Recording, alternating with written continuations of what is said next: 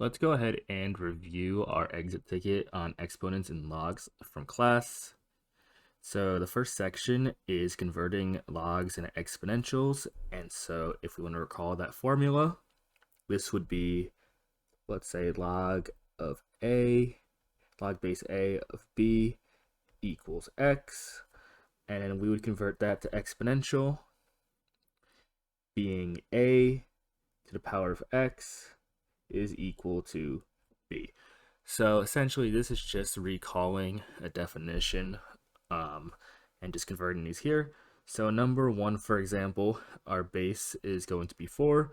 So our answer would be 4 to the power of what my log was equal to, which is 5/3, is equal to what my argument of my log is, which is 3x minus 2. So 4 to the power of 5/3 equals 3x minus 2. And that would be all I have to do to find my answer here. Again, this question was just asking us to convert, not to solve or anything. And then the second question was asking us to do the opposite now. So we're going from exponential to log form. So in this case, we're going to start with log. And this is going to be log base of 4w minus 3. So if you want to put that in parentheses, that would also help. That wasn't necessarily required for this one. So base of 4w minus 3 of, so my argument is going to be what it's equal to, which is 7.12.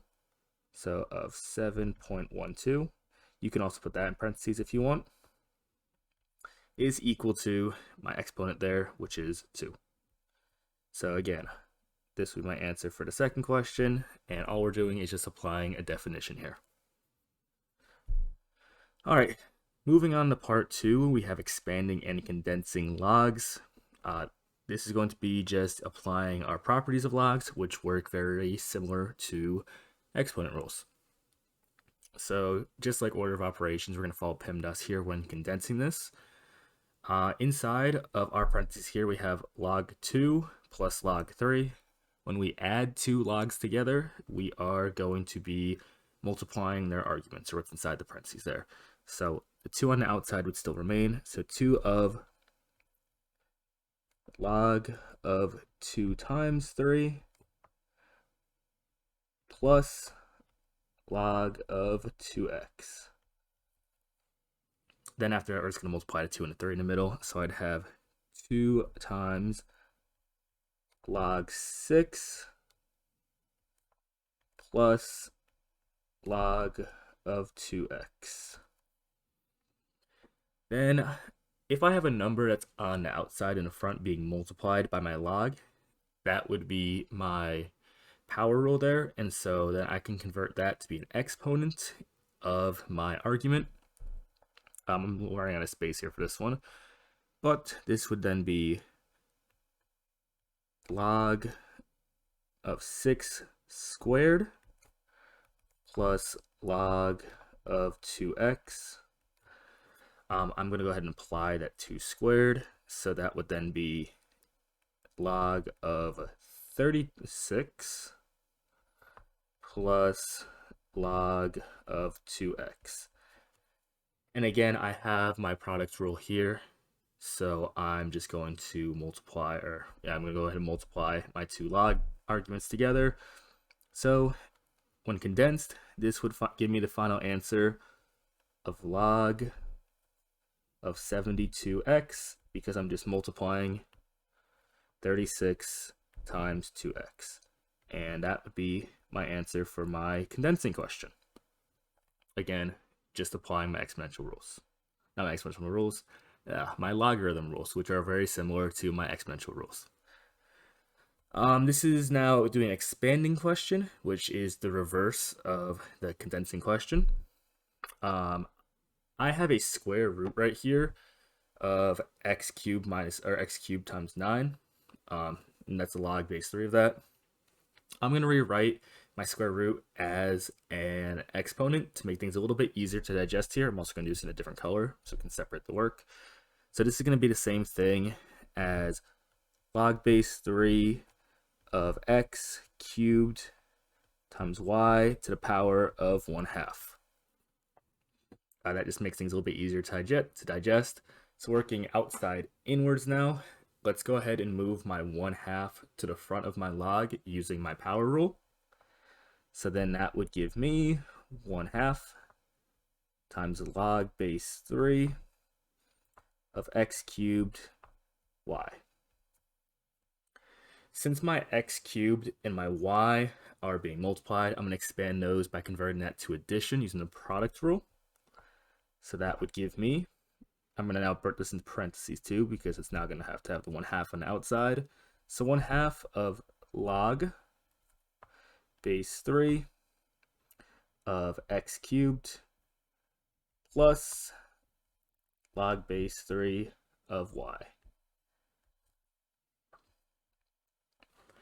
I have 2 more steps I'm going to do here. The next thing I'm going to do is going to take this cubed right here and move that to the front of my log using the power rule, which would then give me 1/2 of 3 log base 3 of x plus log base 3 of y. And then to finally wrap things up and close out this problem, we're just going to distribute the 1/2 to the 3 and to the y. So then therefore my final answer would be 1/2 times 3 would be 3/2 log base 3 of x plus 1/2 log base 3 of y. And that's the expanding question.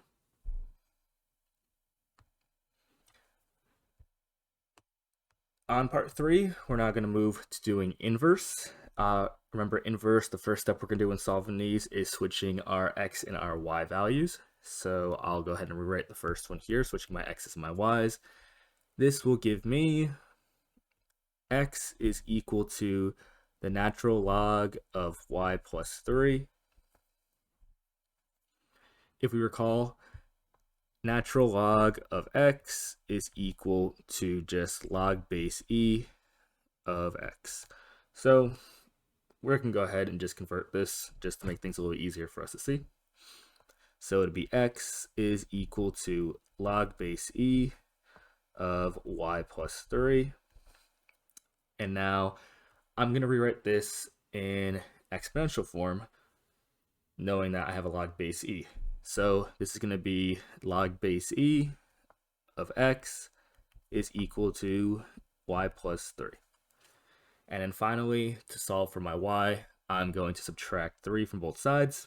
So my final answer is going to be the inverse of f of x is equal to e to the power of x, again, minus 3 because I subtracted 3 from both sides.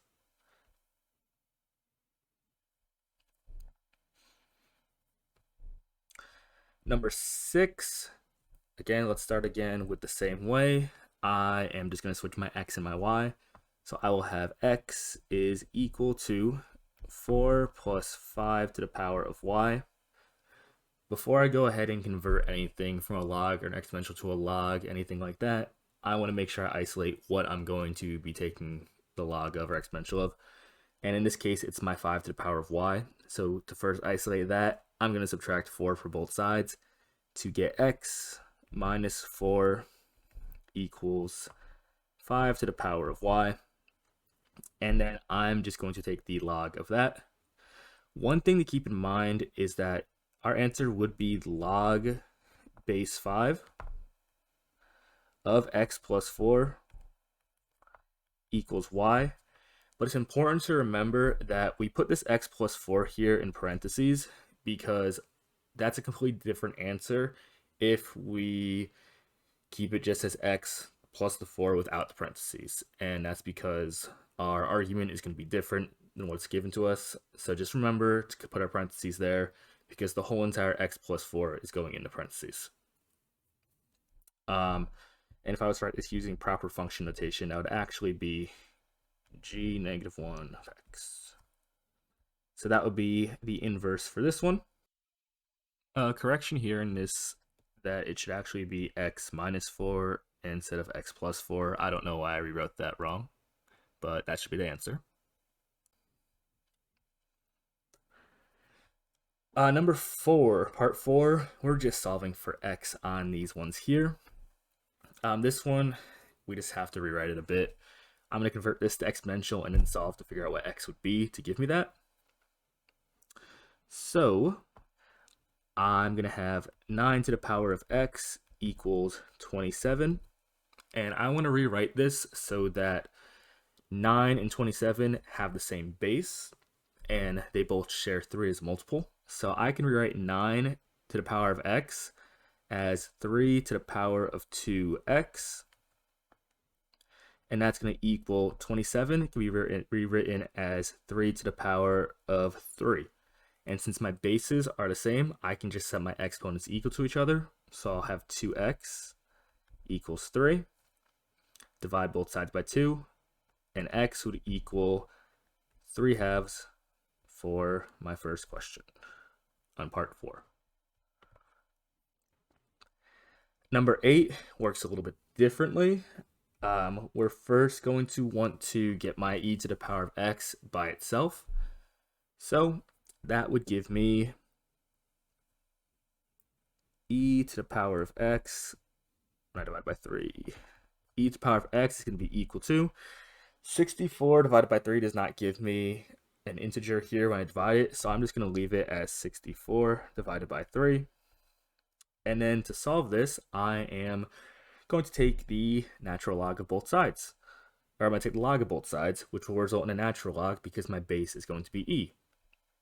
So if I want to think about this as log base e of 64 divided by 3, that will equal x, which should be properly written as the natural log of 64 divided by 3 is going to equal x.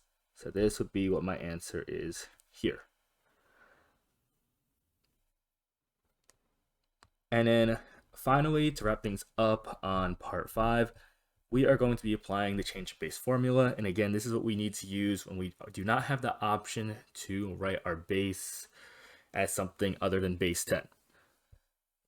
So the formula for that is going to be log of base b of a is going to be equal to log a divided by log b. And so again, this is also just another definition recall question here. So my answer would be log of 31 divided by log of 7.